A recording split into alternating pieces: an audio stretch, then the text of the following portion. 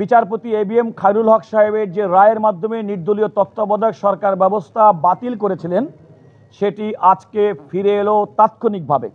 এই অ্যাপিলটি সর্বসম্মতভাবে অ্যালাউ হয়েছে এবং বলেছে যে জাজমেন্টটি চ্যালেঞ্জ করে, অর্থাৎ বিচারপতি এবিএম খায়রুল হক সাহেবের নেতৃত্বাধীন 7 সদস্যের মধ্যে 4 জন যারা নির্দলীয় তত্ত্বাবধায়ক সরকার ব্যবস্থা বাতিলের পক্ষে ছিলেন এবং 3 জন যারা নির্দলীয় তত্ত্বাবধায়ক সরকার ব্যবস্থা সংবিধানে রাখার পক্ষে ছিলেন, এই 7 জন বিচারপতির যে রায়, সেই রায়টি এন্টায়ারলি অর্থাৎ পুরা রায়টি তারা রিভিউ করেছেন। এটা হচ্ছে আপনাদেরকে প্রথমত বুঝতে হবে। দ্বিতীয়ত হচ্ছে যে এই রায়টি আজকে 7 জন বিচারপতি সর্বসম্মতভাবে দিয়েছেন এবং আমাদের দেশের আইন এবং বিচার এবং সংবিধান মোতাবেক এই রায়টি হবে নির্দলীয় তত্ত্বাবধায়ক সরকার ব্যবস্থা সংক্রান্ত সর্বশেষ সুপ্রিম কোর্টের রায়। এই রায়ের ফলাফলটি আদালত বলেছে আমাদের রায়ের ভিত্তিতে নির্দলীয় তত্ত্বাবধায়ক সরকার ব্যবস্থা, যেটি ত্রয়োদশ সংশোধনের মাধ্যমে তৎকালীন প্রধানমন্ত্রী বেগম খালেদা জিয়া সংবিধানে সন্নিবেশ করার মাধ্যমে বাংলাদেশের জনগণ ভোটাধিকার সুযোগ পেয়েছিল, গণতন্ত্র বিকশিত হয়েছিল। যে অন্তর্বর্তীকালীন তত্ত্বাবধায়ক সরকার ব্যবস্থা সংবিধানে ফিরে আসার কারণে 1996 সালে এবং 2001 সালে মানুষ নির্বিঘ্নে ভোট দিতে পেরেছিল। যে নির্দলীয় তত্ত্বাবধায়ক সরকার ব্যবস্থার কিছুটা বিচ্যুতি সত্ত্বেও 2008 সালে বাংলাদেশের মানুষ ভোট দিতে পেরেছিল এবং নির্দলীয় তত্ত্বাবধায়ক সরকার ব্যবস্থা বিগত শেখ হাসিনা সরকার সংবিধানের ৫ম সংশোধনীর মাধ্যমে বিলুপ্ত করার মাধ্যমে আজকে বাংলাদেশের মানুষ আর ভোটাধিকারের সুযোগ পায়নি। বাংলাদেশে ইতিপূর্বে 154 জন সংসদ সদস্য বিনা প্রতিদ্বন্দ্বিতায় নির্বাচিত হয়েছে, দিনের ভোট রাতে হয়েছে এবং মানুষের 5%-এর বেশি মানুষ কোনোভাবে পার্লামেন্টের ভোটে অংশগ্রহণ করেনি।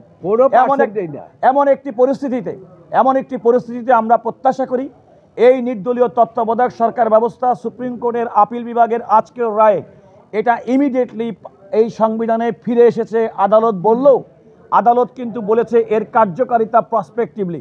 যে কথা আমরা বলেছিলাম যে বর্তমানে যে অন্তর্বর্তীকালীন সরকার, যারা ইতিমধ্যেই ফেব্রুয়ারি 2026-এর মধ্যে পরবর্তী জাতীয় সংসদ নির্বাচনের ঘোষণা দিয়েছেন এবং সেই প্রতিশ্রুতি অনুযায়ী তারা নির্বাচনী প্রক্রিয়া চলছেন, আজকের রায়ের মাধ্যমে এটা স্পষ্টত হয়ে গেল যে এই নির্বাচনের ক্ষেত্রে এই নির্দলীয় তত্ত্বাবধায়ক সরকার ব্যবস্থা, যেটি আজকে থেকেই সংবিধানে ফিরে এলো, তার অধীনে আসন্ন নির্বাচনটি হবে না, নির্বাচনটি হবে পরবর্তী সময় থেকে। আমরা বিএনপির পক্ষ থেকে আগেই বলেছি, আমাদের লিড কাউন্সিলর জনাব জয়নুল আবেদিন এবং আমি ব্যারিস্টার রুহুল কুদ্দুস কাজল, আমরা দীর্ঘদিন পর্যন্ত শুনানি করেছি। আমরা আদালতকে দেখেছি এবং আদালত যেটা বলেছেন যে এই রায়টি কেন বাতিল করেছেন আপনারা খেয়াল করে দেখবেন।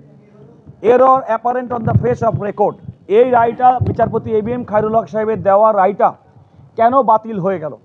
আদালত বললেন যে সুপ্রিম কোর্টের আপিল বিভাগের এবং আমাদের সংবিধানের 105 অনুচ্ছেদ অনুযায়ী আমাদের যে সংবিধানে সুপ্রিম কোর্টের যে রিভিউর যে ক্ষমতা, সেই ক্ষমতাটা তারা ব্যবহার করেছেন এবং দেখেছেন সেই রায়ের পরতে পরতে ভুল ছিল, অর্থাৎ tainted with the error apparent on the face of the record. এইটা আদালতের অবজারভেশন। আমরা বিএনপির পক্ষ থেকে মনে করি এই টেন্টেডটা বলেছে ওই যে প্রত্যেকটা ক্ষেত্রে আমরা যেমন বলেছি যে সংবিধানের বেসিক স্ট্রাকচার, আমরা বলেছি গণতন্ত্র সংবিধানের বেসিক স্ট্রাকচার, নির্দলীয় তত্ত্বাবধায়ক সরকার ব্যবস্থা জনগণের ভোটাধিকার সংবিধানের বেসিক স্ট্রাকচার, মৌলিক কাঠামো। এই মৌলিক কাঠামো পরিবর্তন করা যায় না এবং আমরা মনে করেছি নির্দলীয় তত্ত্বাবধায়ক সরকার ব্যবস্থার মাধ্যমে সংবিধানের প্রবর্তনের মাধ্যমে মৌলিক যে কাঠামো, এই কাঠামোটা সুপ্রতিষ্ঠিত হয়েছে।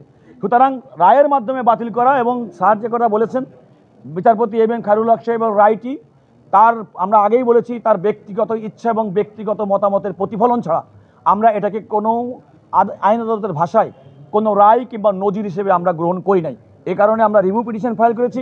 বিএনপি মহাসচিব জনাব মির্জা ফখরুল ইসলাম আলমগীর বিএনপির পক্ষে এই রিভিউ পিটিশনটি দায়ের করেছেন।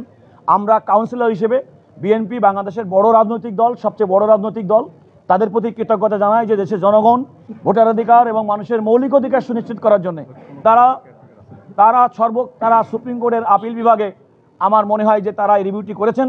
আরেকটি বিষয় বলতে চাই, এই প্রথম মনে হয় কোনো একটা রাজনৈতিক এবং কোনো একটা বিষয় যেটা সুপ্রিম কোর্টে গড়ালো এবং যে ক্ষেত্রে সমস্ত ব্যক্তি এবং রাজনৈতিক দলের ঐক্যমত্য প্রতিষ্ঠিত হয়েছে গণতন্ত্র ভোটাধিকার সুনিশ্চিত করার জন্য, এটা হচ্ছে সবচেয়ে বেস্ট মেকানিজম। আমরা আমাদের পক্ষ থেকে যারা সহযোগিতা করেছেন, সাংবাদিক বন্ধু আপনাদেরকে ধন্যবাদ জানাই। রায়টি হচ্ছে সংবিধানের আজকে সুপ্রিম কোর্টের আপিল বিভাগ, বিএনপি, অন্যান্য রাজনৈতিক দল এবং বদিউল আলম মজুমদার কর্তৃক দায়েরকৃত বিচারপতি ABM খায়রুল হক সাহেবের যে রায়ের মাধ্যমে নির্দলীয় তত্ত্বাবধায়ক সরকার ব্যবস্থা বাতিল করেছিলেন সেটি আজকে ফিরে এলো তাৎক্ষণিকভাবে। তবে এই রায়ের কার্যকারিতা হিসেবে পরবর্তী নির্বাচন হবে 2026 সালের ফেব্রুয়ারি মাসে অনুষ্ঠিতব্য নির্বাচনের পরে। না, মাসুদ যে কথাটি জানতে চেয়েছে সেটা হচ্ছে আর্টিকেল 56 অ্যান্ড 58, এবং এইটা বাস্তবায়িত হয়েছিল 1996-এ। উনি পরিষ্কারভাবে উল্লেখ করেছে 1996 সনে এই যে আর্টিকেল 58(1), 58(2) সেখানে যে এই ব্যবস্থা প্রবর্তন করেছিলেন এবং যেটা পরবর্তীতে এই 13 অ্যামেন্ডমেন্টের জাজমেন্টে বাতিল করেছিলেন, সেটা আবার তিনি পুনঃপ্রবর্তনের কথা বলেছেন এবং পুনর্বহাল করলেন।